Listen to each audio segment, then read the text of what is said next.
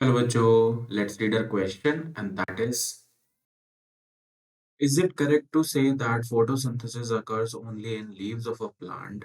Besides leaves, what are the other parts that may be capable of carrying out photosynthesis justify? हमें यहाँ ये बताना है कि क्या ये सही है कि फोटोसिंथेसिस जो है वो सिर्फ लीव्स में होता है, और अगर सिर्फ लीव्स में नहीं होता है तो इसके अलावा कौन-कौन से अदर पार्ट्स होते हैं जहाँ पे फोटोसिंथेसिस होता है। तो सबसे पहली चीज, तो अगर हम इसको आंसर करें कि क्या ये सही है, तो no, it is not correct. No, it is not correct कि इस फोटोसिंथेसिस जो है वो सिर्फ लीव्स में होता है। It is not correct to say that photosynthesis occurs photosynthesis occurs only in leaves of a plant, only in leaves of a plant। क्योंकि अगर हम मेन पार्ट की बात करें कि भाई फोटोसिंथेसिस प्लांट के किन किन पार्ट्स में होता है, तो हमारे लिए जो सबसे मेजर पार्ट है प्लांट में वो लीव्स ही है। बट इसका मतलब ये नहीं है कि सिर्फ लीव्स में हो रहा है। अगर कभी भी हम बात करते हैं कि भाई फोटोसिंथेसिस मेनली का हो रहा है, तो मेनली लीव्स में होता है, मेनली अकर्स हेयर। बट इसका मतलब ये नहीं है, जैसा मैंने बोला, कि सिर्फ यही होता है, इसके अलावा भी पार्ट्स होते हैं। जैसे कि अगर हम यहाँ पे पहला एग्जांपल लेंगे, that root as photosynthetic organ. जो रूट है वो फोटोसिंथेटिक ऑर्गन की तरह बिहेव करने लगती है। और इसमें सिंपली है क्या, एक स्पेशलिटी जो फोटोसिंथेसिस के लिए सबसे ज्यादा रिक्वायर्ड है, वो है प्रेजेंस ऑफ क्लोरोफिल। कि भाई लीव्स में क्या खास है, लीव्स में खास यह है कि लीव्स में क्लोरोफिल होता है। तो यही क्लोरोफिल अगर उठ के रूट्स में आ जाए तो अल्टीमेटली वो भी फोटोसिंथेसिस करेंगे, स्टेम में आ जाए तो वो भी फोटोसिंथेसिस करेंगे। So the presence of chlorophyll is very important. और यही क्लोरोफिल जो होता है वो रूट्स में आ जाता है, और रूट्स क्या होते हैं, फोटोसिंथेटिक ऑर्गन बन जाते हैं। और ऐसी रूट्स को हम एसिमिलेटरी रूट्स कहते हैं।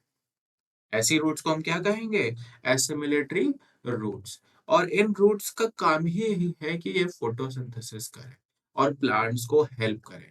और अगर हम इनके एग्जाम्पल्स की बात करें कि किन में हमें ऐसी रूट्स देखने को मिलती हैं, तो सबसे बेस्ट एग्जाम्पल है टाइनोस्पोरा। आप इस एग्जाम्पल को याद रखिए, आपको हमेशा ये एग्जाम्पल और इससे रिलेटेड डायग्राम याद रहेगा, तो आपको फोटोसिंथेटिक ऑर्गन रूट कैसे ऐसा बिहेव कर रहा है वो याद रहेगा।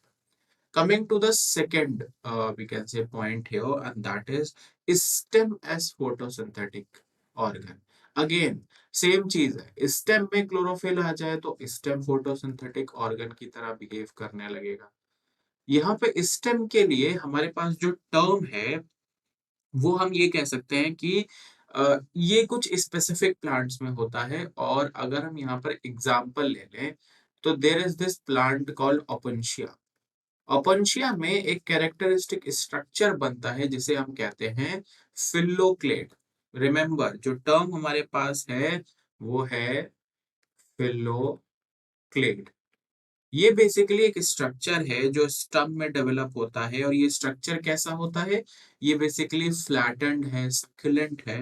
It is basically the, you can say stem is modified to become this flattened thick and succulent. लेकिन अल्टीमेटली ये था क्या, ये बेसिकली था स्टेम, बट क्योंकि अडेप्टेशन की वजह से यहाँ पे फिल्लोक्लेड का फॉर्मेशन हुआ, जो कि अल्टीमेटली स्टेम को एक फोटोसिंथेटिक ऑर्गन जो है वो बना देता है। इसके बाद हम आते हैं अपने लास्ट ऑप्शन पे, या फिर हम कहें कि लास्ट पार्ट पे जो कि एक्ट कर सकता है, वो है पिटियोल। पिटियोल भी फोटोसिंथेटिक ऑर्गन की तरह क्या कर सकता है, एक्ट कर सकता है। अब पिटियोल क्या है, petiole as you know it is part of the leaf. तो कभी कभी क्या होता है, जब लीफ का लैमिना फॉल्स ऑफ होने लगता है, ऐसे केसेस में पिटियोल जो होता है वो क्या करता है, photosynthetic shape photosynthetic function start कर देता है।